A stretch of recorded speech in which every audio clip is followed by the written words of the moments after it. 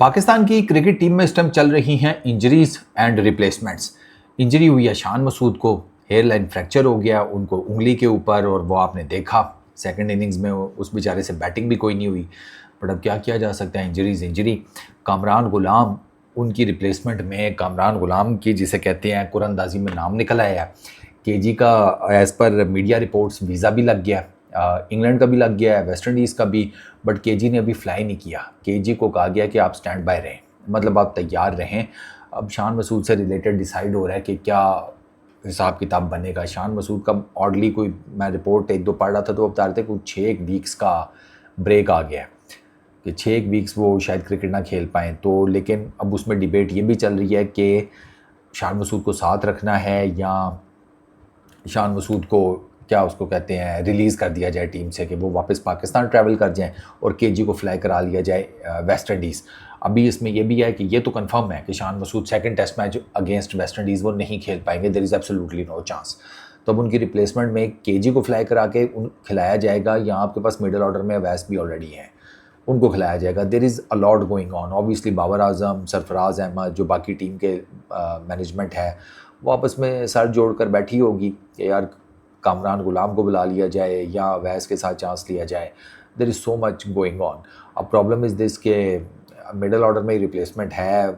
कामरान गुलाम भी middle order का है, वैस भी मिडल ऑर्डर का है, शान मसूद भी आपके मिडल ऑर्डर में बैटिंग करते हैं, राइट एट द टॉप अगर हम उसे कहें। ओपनर्स की ऐसा कोई रिप्लेसमेंट आपके पास आई रियली डोंट थिंक सो।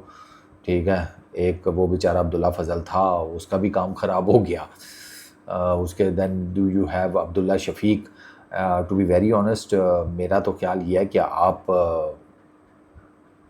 चौधरी साहब जो है ना, मामूल हक साहब, उनको बिठाएं, उनकी जगह अब्दुल्ला शफीक को सेकंड टेस्ट मैच खिला दें। हाँ, एक 50 किया, आगे कुछ नहीं है, आगे अंधेरी रात है। आई एम टेलिंग यू, ये तो सीट पक्की, ये जगह पक्की 50 थी भाई। वरना दूसरी इनिंग्स में जैसे इमाम भाई आउट हुए आपने देखा है, मतलब वो शॉट खेलने वाली थी यार। वो शॉट को T20 में ना मारे, ये टेस्ट क्रिकेट में मारने चले थे बाबू हैं, और बाबू का बाबू बिस्लेरी बन गया दस्ती।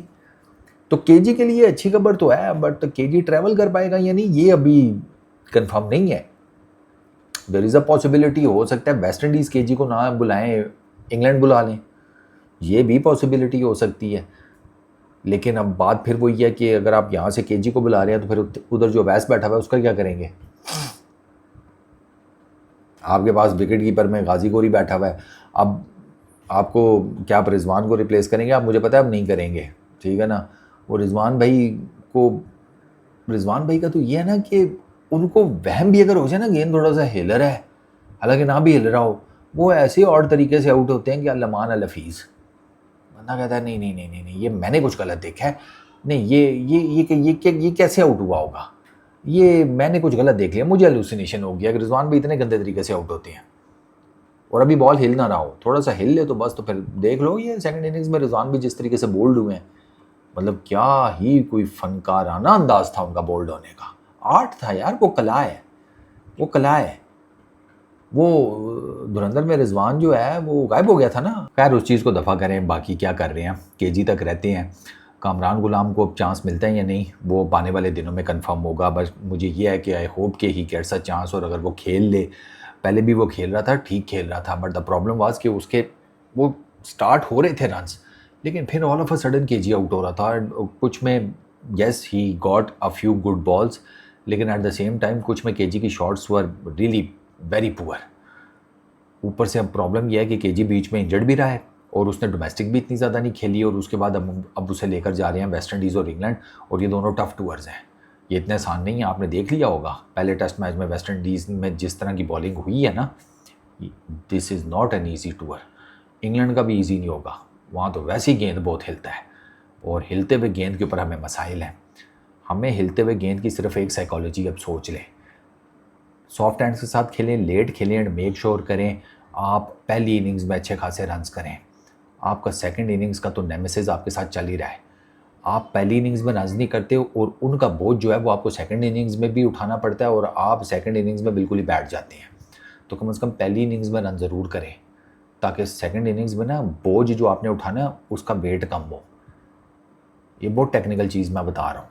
हम पहली इनिंग्स का जो फंबल है ना हमारा, हमें वो ज़्यादा मरवा जाता है।